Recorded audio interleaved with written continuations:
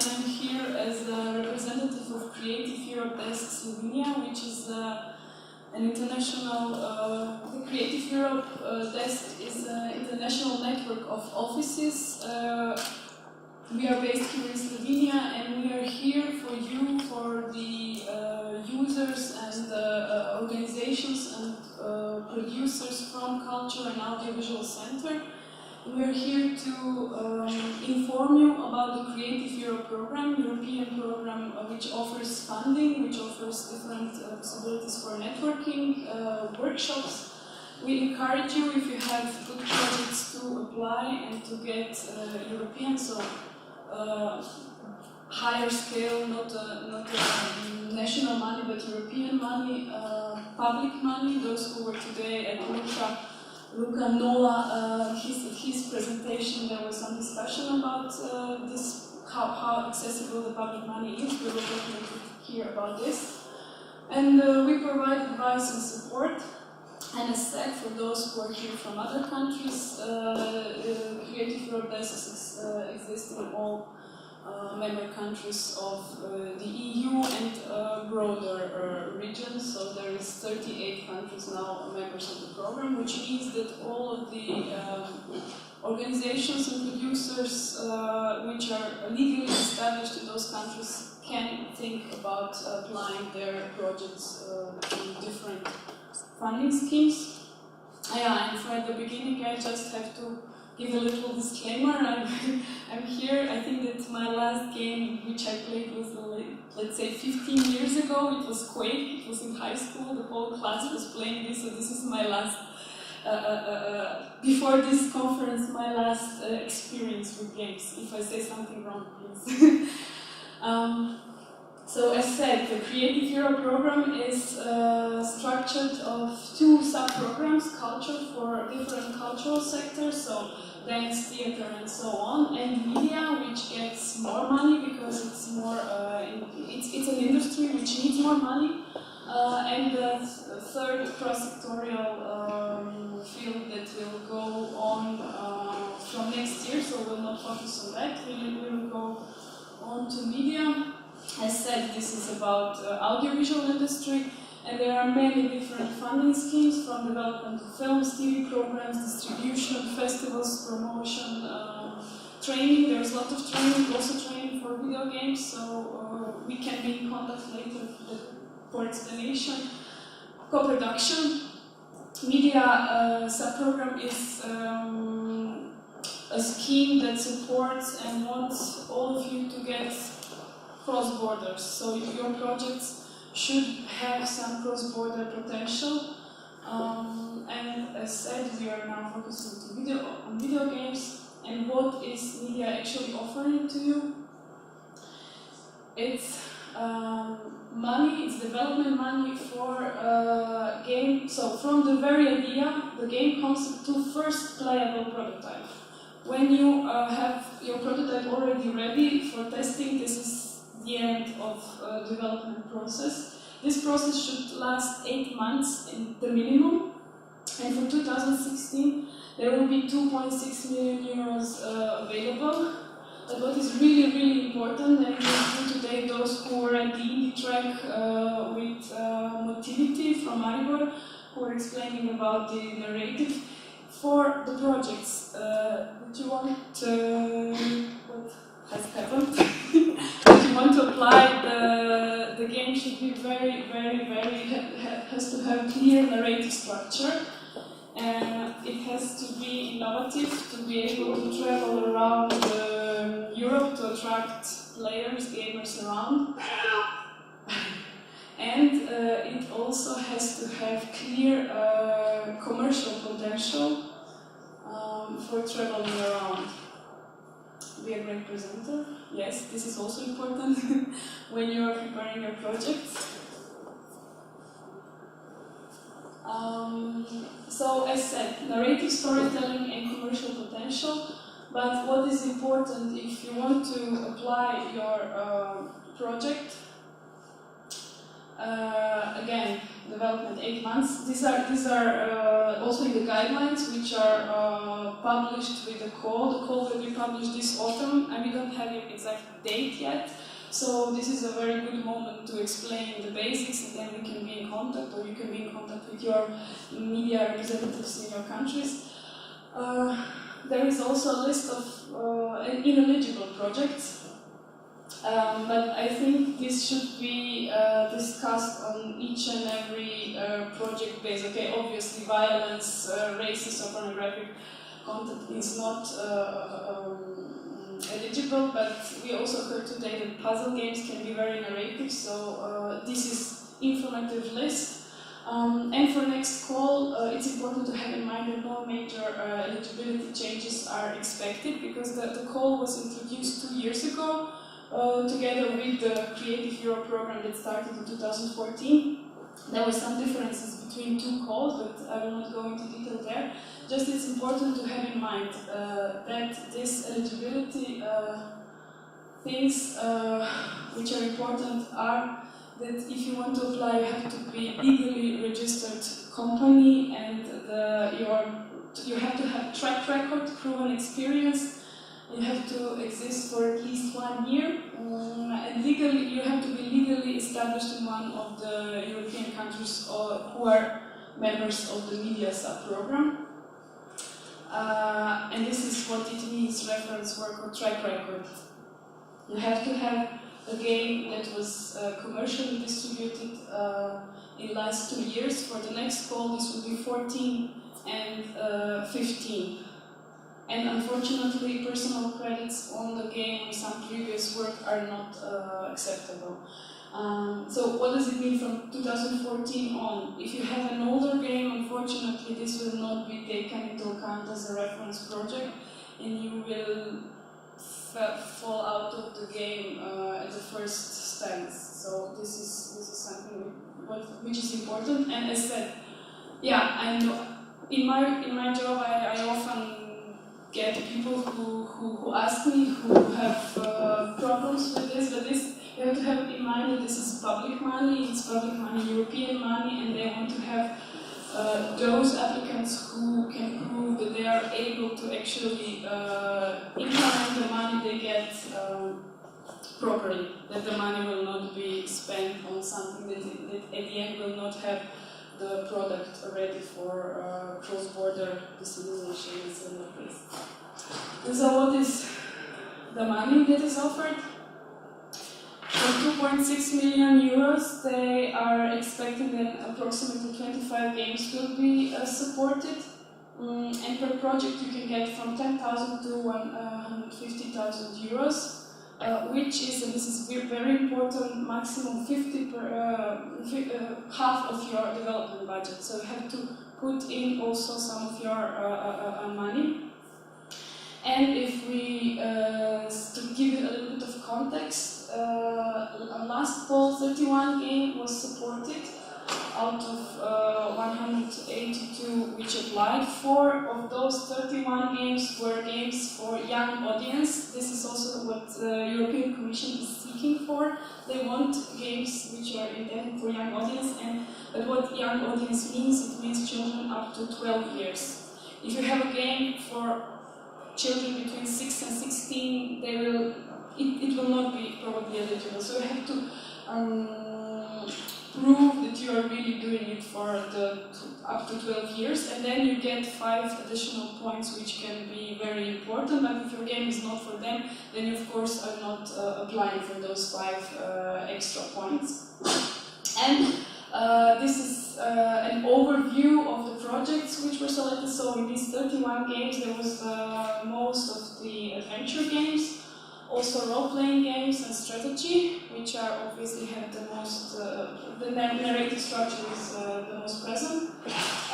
PC is the most represented platform, also mobile phones, tablets, and the evaluator said that it's interesting that there is less consoles, so you probably know more what does it mean.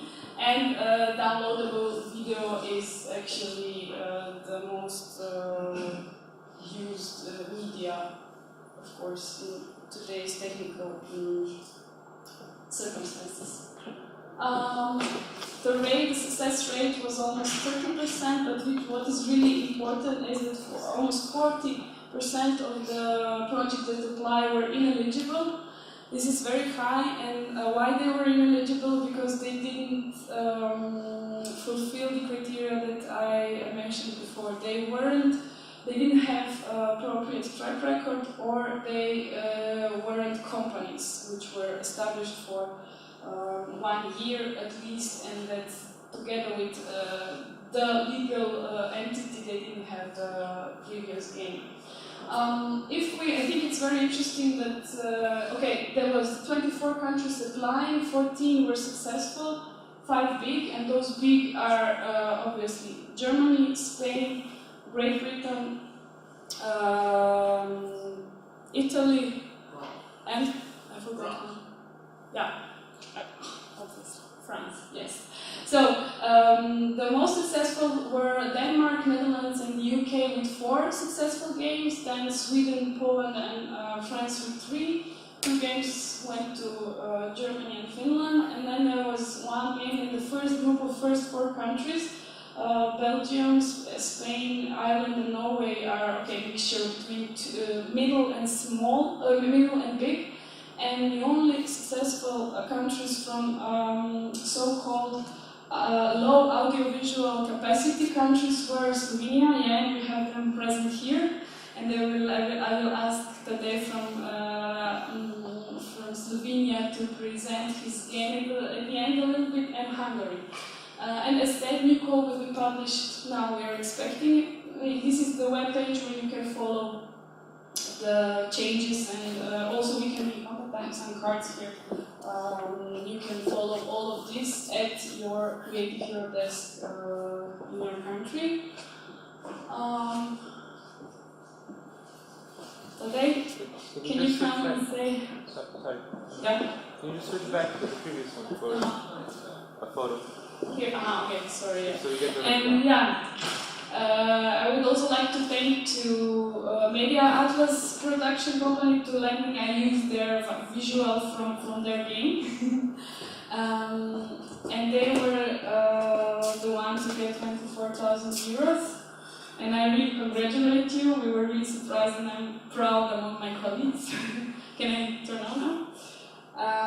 And please today say something about your game. And also I have the last slide is with the evaluation points about your game, from which you can get a feeling what they are actually evaluating, what has to be present in your presentation, because all of this goes online through e-forms for which we are there. I will not bother you now with this because we have more juicy content to hear now. Yeah. Okay. The trick is that the project is still in development. It's not developed, so I don't have a lot to say. You can say maybe how it was, or Sanya was mentioning how it was to apply and how you went. You were stubborn and you said I'm going. And you had one in previous project application through which you got some... Well, we applied several times. Okay. We did this by trial and error. Yeah. And each time we get back the results, we said, okay, now we have to fix this, we have to fix this, and we have to fix this. And before we were applying also for media, not the creative, but for the animation production. So we had got some experiences out of it. But basically it was not how the application should be written and what is really important and what do they want to see and hear. Yeah. And now I've just pulled out from your... Yeah. So these are the yellow things are very important, and as you see, they were quite successful. Okay, they proved their previous experience. They know how to plan. Their production potential looks good. The team has... The trick was that each time we did the application, we felt that we actually did the project without any funding. So when we applied for this, we said, the last application was this, and this is again we released it without the. So and we did this for every project, you know. We were stubborn, but as you can see, we have not yet been able to produce a profitable game. You know, all our games were actually a flop. Neither we did try to make a profitable game, because what we do is a lot of experimentation and different kinds of crazy stuff that we find out. And also this game is it's much simpler than the last one that we did, much simpler in a way of gameplay mechanics, but it has these parts inside that prove that are interesting that was interesting to the guys that did the evaluation. And we didn't bother anything with translating or localizing, even though they said, we have to do this for different European languages, and we said, we don't care, we can't do this, we will do this in English and in Slovenian, and that's it.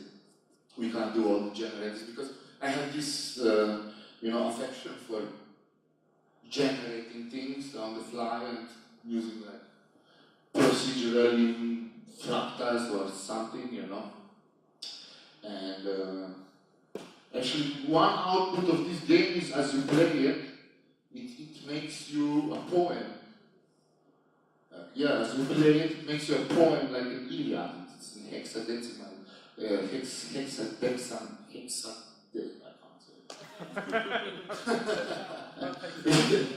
It writes you a poem, and as you play it, it writes you a poem, so at the end you can see what you're doing in a poem form. But basically it's like kind of RPG, fantasy and everything. But we had everything actually written down, all the script and everything is basically what we showed them, what we want to do was already done a lot. And we told them, if we get the funding, we can do this and this and this part. If we don't get the funding, we will do just the game without this. And it seems that this honesty worked. And they do check everything you said that you did and everything. And it was strange because when you say, we did this game. What's the amount of the games you released? And you exactly know that everybody will be written down like 10 million copies. And I'm so embarrassed I can't say how many downloads you had. But we wrote it down because that's how it was. So that's basically it. You have to think out the financial strategy. You have to be really careful about it. You have to think about the marketing strategy. How the whole project, everything has to be actually like set it out for 1 year and a half in advance. And this is when you write it. And actually we start the production that we got the money for, we will start in December. Although we have a lot of things already prepared and ready, the parts that are co-financed by this fund actually starts in December. And you just keep to your plan, you stick with your plan. That's basically it. Hopefully. Everything will work. That's it. Okay, thank you very much. And I'm here also now for questions. I'm here later for questions. This is my email. And this was actually the first game in Slovenia which was supported in Slovenia, so this is the only experience, hands-on experience that we have. I hope there will be more. And we are available in Creative Media Desk Slovenia for any information, any doubts. I think it's good that we are here because the European calls for projects can be very terrifying, there is a lot of paperwork done online, and for every single fear that you have, we are here to go through them with you. So